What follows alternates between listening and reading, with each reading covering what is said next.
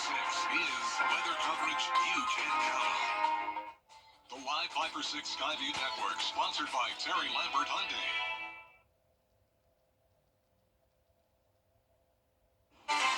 Dry air is filtering into the region. That's going to set the stage for a beautiful Tuesday. I'll have the details coming up.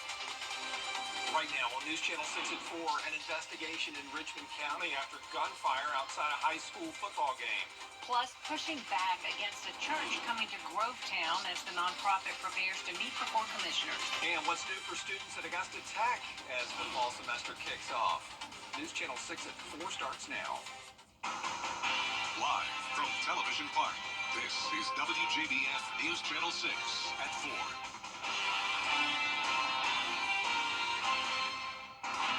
Hello, everybody. I'm Brad Mead. And I'm Jenny Montgomery. Thank you for joining us. Coverage you can count on begins with questions tonight about security at local high school football games after shots were fired just outside of Laney Stadium in the middle of Friday night's game. News Channel 6's Bria Smith live now with an update on what happened and what happens going forward. Bria.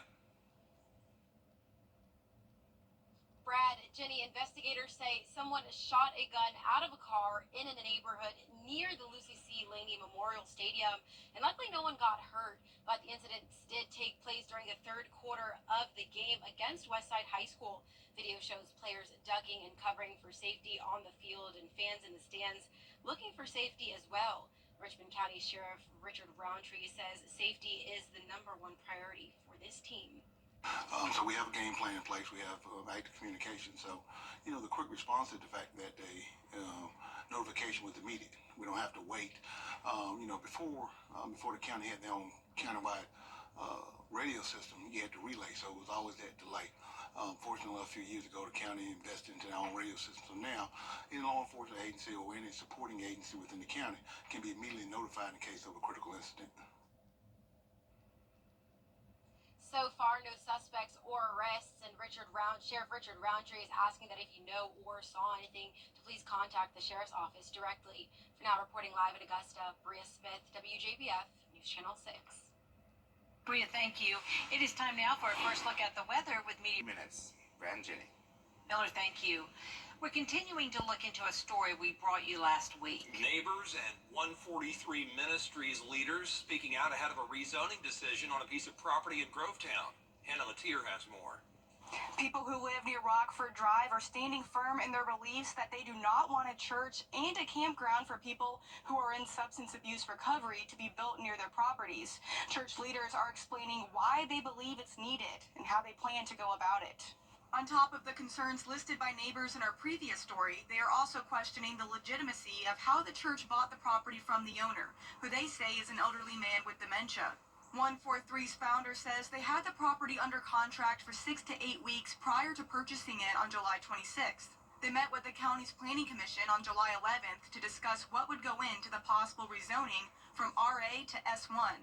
143 Ministries offers services for people who are in recovery. It is not a rehab or treatment center. The founder says they have dealt with backlash like this at other locations, but are ultimately trying to serve the Columbia County community. Neighbors say it's not the right location. I don't think we can get far enough out for that not to be a problem. So we're in Columbia County, and we're residents here, and we were hoping that we could be welcomed here because of the people that we're helping here. The organization and their cause is a great one, but the location is completely inappropriate. You have a lot of people here who decided to let their dreams unfold for the life they wanted moving forward in their future. This was not part of it. The Columbia County Board of Commissioners are expected to vote on the rezoning at its meeting on Tuesday night at 6 o'clock. In Grovetown, Hannah Latier, WJBF News Channel 6. Coming up, the latest social trend among the younger set, gaining steam. Why people are participating. Plus, a look at the negative effects of alcohol on your body as News Channel 64 continues. Get ready for some cooler weather, highs in the mid-80s for the middle of the week. I'll have the details coming up.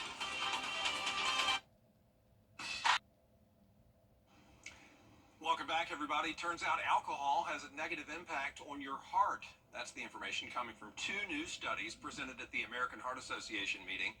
The research was done on mice and rats, but scientists say it can have implications for humans. They looked at binge drinking, which amounts to 5 drinks in 2 hours for men and 4 for women.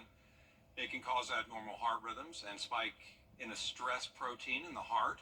Also in that study, rats that lacked estrogen to simulate menopause and got estrogen replacement experienced negative changes in their heart function. Combined, researchers say this should give men and women pause about how much they drink. And now to the growing movement among younger adults, many choosing to reduce their alcohol consumption or just not drink at all. Rena Roy has more. More and more young adults are rethinking their relationship with alcohol. It's all part of a movement best summarized in the latest season of Netflix's hit show, Emily in Paris. Oh, what if we did a non-alcoholic version? There's been a lot of growth in that sector thanks to the Sober Curious movement. The Sober what? The Sober Curious movement. It's mostly Gen Z and millennials who are adopting a wellness approach to alcohol. They're not sober, they're just exploring not drinking. A 2020 study finding that abstaining from alcohol is becoming increasingly common among Generation Z. In 2018, 28% of college students reported that they did not drink alcohol, compared to 20% back in 2002. You might not be 100% sober, but you are interested in drinking less. Hillary Scheinbaum, author of Going Dry, a workbook, says alcohol-free alternatives are becoming more accessible. There are non-alcoholic beers, wines, and spirits on restaurant and bar menus, even at hotels and resorts, and now in airplanes and even airline lounges. They are everywhere. Dallas-based content creator Avon Wynn says cutting back has even helped her financially. If I'm going to choose between drinking like a $22 drink or paying rent, I'm probably going to pay rent. And Kendall Toole, a fitness influencer, says she's seen positive improvements in her health. The most notable shifts that I've seen on my health were, one, the ability to get deep, restful sleep. My anxiety was not as profound and as adamant as it was previous. And you can even start your own Sober Curious journey right at home. One household item for mocktail is orange juice. You can make non-alcoholic mimosas with orange juice and non-alcoholic sparkling wine. It's as easy as that. The Democratic National Convention begins today. Weather headlines on WJBF News Channel 6. Brought to you by Hickson Roofing. If your roof needs fixing, call Mr. Hickson. Columbia County students are finally in their new school building. After several weather delays, Westmont Elementary opened its doors this morning. Parents dropped off their kids in the car line. The building has passed inspection, and over the weekend, the superintendent helped teachers and staff move in. Fall semester is underway at Augusta Technical College. Classes started today. Students can choose from a variety of academic programs designed to help them meet their personal and career goals. Augusta Tech has come a long way since its founding in 1961. Mary Marson tells us the best may be yet to come. I chose Augusta Tech because of the opportunities that it offered. While I really enjoyed my other previous college experience, this one actually had the surgical tech program.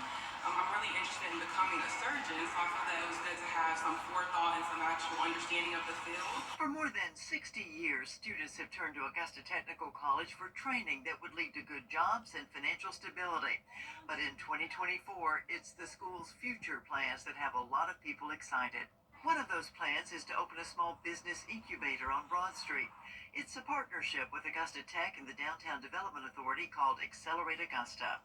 When COVID hit, we lost a lot of small businesses because of COVID, and we knew we needed to do something different to provide access to funds, resources, and education so that those organizations who do want to create a new company, they have the means to do so. Construction is expected to take 6 months. Services hopefully will begin by spring. COVID also took a toll on transportation. There's a shortage of truck drivers. But thanks to $5.5 million from Georgia lawmakers, an Augusta Tech CDL driving range program in McDuffie County could break ground as early as January. That's a big need in our area because we need to graduate about 200 truck drivers to meet the demands of our region and, of course, beyond Augusta. The Patch Project is linking Augusta Tech's golf course management program with First Tee's mission to teach the game. We're thrilled to provide not only a great playing atmosphere, but a learning environment where we're going to teach golf management, horticulture, turf, agronomy, culinary, and hospitality all at the Precious facility. So more to come on that project as well. Small business development, truck driver training, and golf management. 3 big programs on the horizon thanks to Augusta Technical College. We'll have the website available with all the resources and classes for them to sign in. So they have to just stay tuned. More information to come. Mary Morrison, WJBF News Channel 6. The fall term at Augusta Technical College ends on December 10th.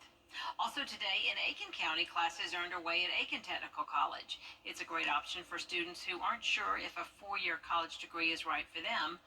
And there are plenty of programs to help students prepare for working in a variety of occupations, or they can get an associate's degree and then later transfer to a major university.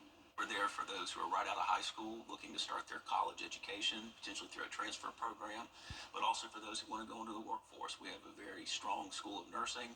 Our health science program are second to none, and we also have a very good nuclear and technical program area that it includes advanced manufacturing. And we believe also in reaching adults, those who may want to be able to retool and get out there and get those good paying jobs that are out there. Aiken Technical College provides flexibility for students. They'll find several courses in alternate formats, such as hybrid and online.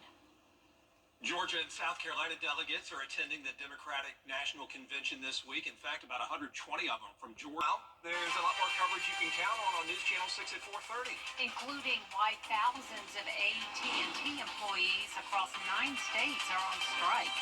These up after the break.